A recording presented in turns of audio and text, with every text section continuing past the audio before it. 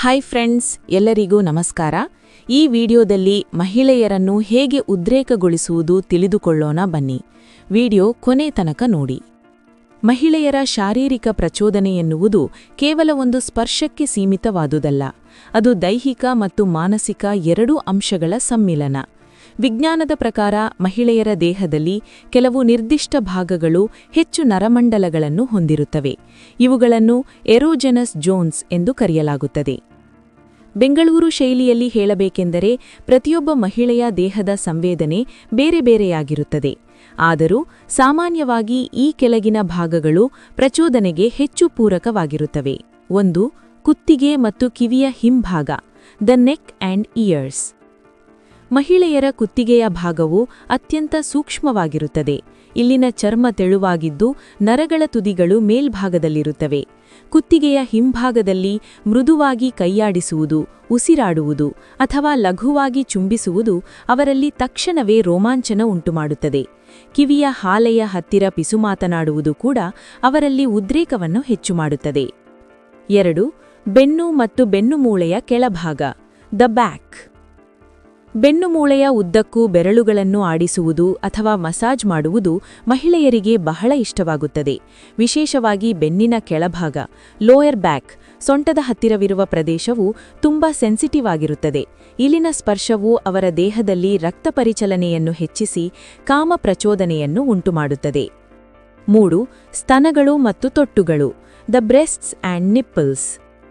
ದೈಹಿಕವಾಗಿ ಉದ್ರೇಕಗೊಳ್ಳಲು ಇದು ಮಹಿಳೆಯರ ದೇಹದ ಪ್ರಮುಖ ಕೇಂದ್ರ. ಸ್ತನಗಳ ಮೇಲಿನ ಮೃದುವಾದ ಸ್ಪರ್ಶವು ಮೆದುಳಿನಲ್ಲಿ ಆಕ್ಸಿಟೋಸಿನ್ ಎಂಬ ಹಾರ್ಮೋನ್ ಬಿಡುಗಡೆಗೆ ಕಾರಣವಾಗುತ್ತದೆ. ಇದನ್ನು ಲವ್ ಹಾರ್ಮೋನ್ ಎಂದು ಕರೆಯಲಾಗುತ್ತದೆ. ಇದು ಅವರಲ್ಲಿ ಕಾಮದ ಇಚ್ಛೆಯನ್ನು ತೀವ್ರಗೊಳಿಸುತ್ತದೆ. 4. ತೊಡೆಗಳ ಒಳಭಾಗ, ದ ಇನ್ನರ್ ಥೈಸ್. ಜನನಾಂಗಕ್ಕೆ ಹತ್ತಿರವಿರುವ ಕಾರಣ ತೊಡೆಗಳ ಒಳಭಾಗವು ಸ್ಪರ್ಶಕ್ಕೆ ತಕ್ಷಣ ಸ್ಪಂದಿಸುತ್ತದೆ. ಇಲ್ಲಿನ ಚರ್ಮವು ತುಂಬಾ ಮೃದುವಾಗಿದ್ದು ಇಲ್ಲಿ ಮಸಾಜ್ ಮಾಡುವುದು ಅಥವಾ ಕೈಯಾಡಿಸುವುದು ಅವರನ್ನು ಮುಂದಿನ ಹಂತದ ಲೈಂಗಿಕ ಕ್ರಿಯೆಗೆ ಸಿದ್ಧಪಡಿಸುತ್ತದೆ.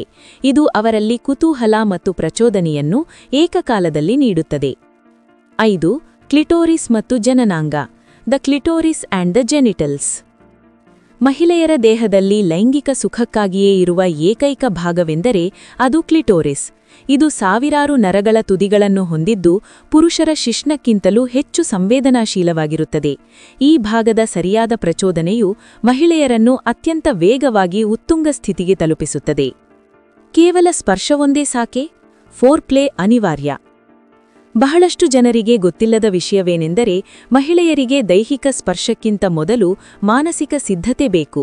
ಮಾತುಗಳು, ಪ್ರೀತಿಯ ಮಾತುಗಳು, ಹೊಗಳಿಕೆ ಮತ್ತು ರೊಮ್ಯಾಂಟಿಕ್ ಸಂಭಾಷಣೆಗಳು ಅವರ ಮೂಡನ್ನು ಬದಲಿಸುತ್ತವೆ. ಪರಿಸರ, ಉತ್ತಮ ಸುಗಂಧ, ಲೈಟಿಂಗ್ ಮತ್ತು ಖಾಸಗಿತನವು ಅವರ ಉದ್ರೇಕವನ್ನು ಹೆಚ್ಚಿಸಲು ಪೂರಕವಾಗಿರುತ್ತವೆ. ಕಣ್ಣಿನ ನೋಟ, ಕಣ್ಣಲ್ಲಿ ಕಣ್ಣಿಟ್ಟು ನೋಡುವುದು, ಐ ಕಾಂಟ್ಯಾಕ್ಟ್, ಒಬ್ಬರನ್ನೊಬ್ಬರು ಅರ್ಥ ಮಾಡಿಕೊಳ್ಳಲು ಮತ್ತು ಹತ್ತಿರವಾಗಲು ಸಹಾಯ ಮಾಡುತ್ತದೆ. ನೆನಪಿರಲಿ, ಸಮ್ಮತಿ ಮತ್ತು ಗೌರವ, ಕನ್ಸೆಂಟ್ ಈಸ್ ಕೀ. ಯಾವುದೇ ಸಂಬಂಧದಲ್ಲಿ ದೈಹಿಕ ಸಂಪರ್ಕವು ಕೇವಲ ಸುಖಕ್ಕಾಗಿ ಮಾತ್ರವಲ್ಲದೆ ಇಬ್ಬರ ನಡುವಿನ ಪರಸ್ಪರ ಗೌರವ ಮತ್ತು ಪ್ರೀತಿಯ ಮೇಲೆ ನಿಂತಿರಬೇಕು. ಸಮ್ಮತಿ, ಅವರು ಇಷ್ಟಪಟ್ಟಾಗ ಮಾತ್ರ ಮುಂದುವರೆಯುವುದು ಉತ್ತಮ. ಬಲವಂತದ ಯಾವುದೇ ಕ್ರಿಯೆಯೂ ಪ್ರಚೋದನೆಯ ಬದಲಾಗಿ ಅಸಹ್ಯ ಹುಟ್ಟಿಸಬಹುದು. ಕಂಫರ್ಟ್, ಅವರು ನಿಮ್ಮ ಜೊತೆ ಎಷ್ಟು ಸುರಕ್ಷಿತವಾಗಿ ಮತ್ತು ಆರಾಮದಾಯಕವಾಗಿ ಭಾವಿಸುತ್ತಾರೋ ಅಷ್ಟು ಬೇಗ ಅವರು ಉದ್ರೇಕಗೊಳ್ಳಲು ಸಾಧ್ಯವಾಗುತ್ತದೆ. ಸಮಯ, ಪ್ರತಿಯೊಬ್ಬರಿಗೂ ತಮ್ಮದೇ ಆದ ಸಮಯ ಬೇಕಾಗುತ್ತದೆ. ಯಾರೂ ಮಷೀನ್ ಅಲ್ಲ. ಹಾಗಾಗಿ ಪ್ರಕ್ರಿಯೆಯನ್ನು ಆತುರ ಮಾಡದೆ ನಿಧಾನವಾಗಿ ಅನುಭವಿಸುವುದು ಮುಖ್ಯ. ಕೊನೆಯದಾಗಿ, ಮಹಿಳೆಯರ ದೇಹವು ಒಂದು ಸುಂದರವಾದ ಕಲೆಯಂತೆ. ಅದನ್ನು ಪ್ರೀತಿಯಿಂದ, ಕಾಳಜಿಯಿಂದ ಮತ್ತು ಸರಿಯಾದ ಜ್ಞಾನದಿಂದ ನಿರ್ವಹಿಸಿದಾಗ ಮಾತ್ರ ಇಬ್ಬರಿಗೂ ಪೂರ್ಣ ತೃಪ್ತಿ ಸಿಗುತ್ತದೆ.